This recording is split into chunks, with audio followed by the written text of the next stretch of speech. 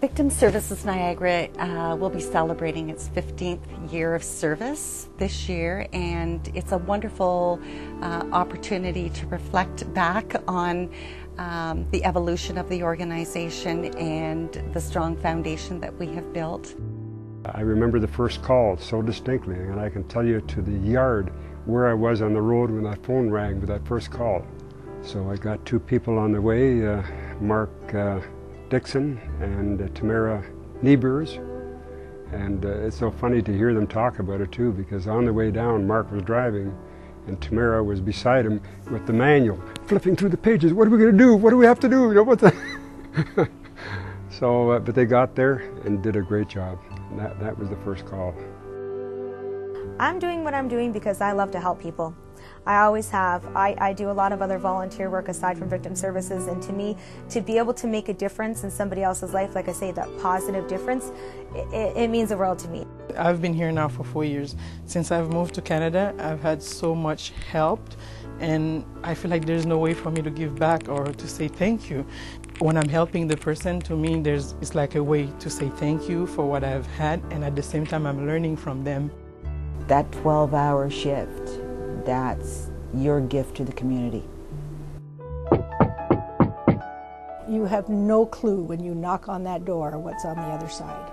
I know the police are there very often, and they introduce us, but the conversations we're having are not the same as the ones that they've had with the officers.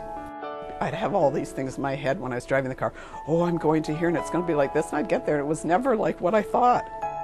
Having dealt with death notifications has got to be one of the worst things you'll ever have to do as a copper. 100% victim services getting the call. I'm not knocking on that door until they're right on my six. At first I was scared to death. You know, it's like that excitement of, oh yes, I'm going, and shaking like a leaf because what if I say the wrong thing? I still get butterflies before every call. You know, am I going to be able to do this to the advantage of the person I'm going to see? After 10 years, every time my pager goes off, I still feel the same way. When I go into a call, I just start by giving emotional support. Because with that emotional support, I'm able to sit there and listen to the victim's needs, and I'm able to take it from there. A lot of people think that we can change what happened as a volunteer. No, we can't. But we're there for the people.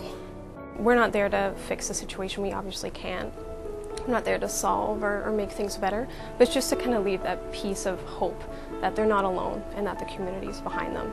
It's not about the big speech. You're not in there to be the coach of a team and going in there and sitting down and giving that big pep talk and everybody gets out and hollers and runs out onto the field. It's the little things that keep everybody going, so you're like the water boy of the team. I think it's an honor to be able to go into someone's home and be with them.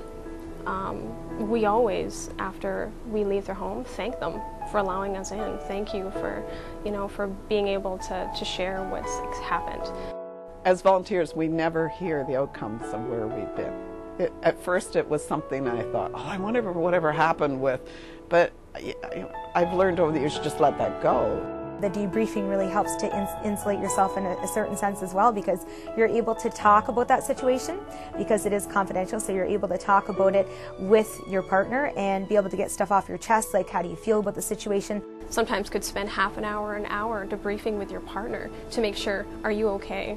And am I okay to be able to either go on to the next call or to be able to go home?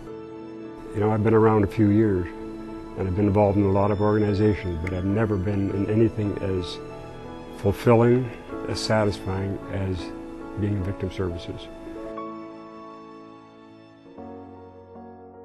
People ask you, do you enjoy it? No, I don't enjoy seeing people on the worst day of their life. But I am satisfied that I've tried to do the very best that I can to help them get through the next few days. I've had people ask me, you've done this for 12 years, you must be pretty well hardened and you can just about walk into anything and walk away. No, it's okay to break my heart. It's okay to walk away and cry my eyes out. But I have the techniques and the skills and the support and the people to heal. It really makes you realize really how short life can actually be. And really, it helps you to also look at the fact that, you know, maybe the little things in life aren't such a big deal as what you think they are. And it really makes you just appreciate everything in general, your life, your family, people around you, and maybe even your own problems, how they're not such a big deal after all. I've had the opportunity to work with just some incredibly amazing people, and we meet the most amazing people on the worst day of their life. I just wanted to thank all the volunteers I've been with over the last 15 years for being, and my team leaders for being part of this experience with me. Our hope for the future is that we continue to have a solid base of volunteers, because they're really critical for us to be able to deliver our mandate and mission as an organization, and that we continue to strengthen our partnerships with Niagara Regional Police Services, and they are a really key partner with our organization and many other service organizations that we partner with on an ongoing basis. And we anticipate that there will be many future successes and opportunities for this organization to be a real leader in the area of victim services in Niagara.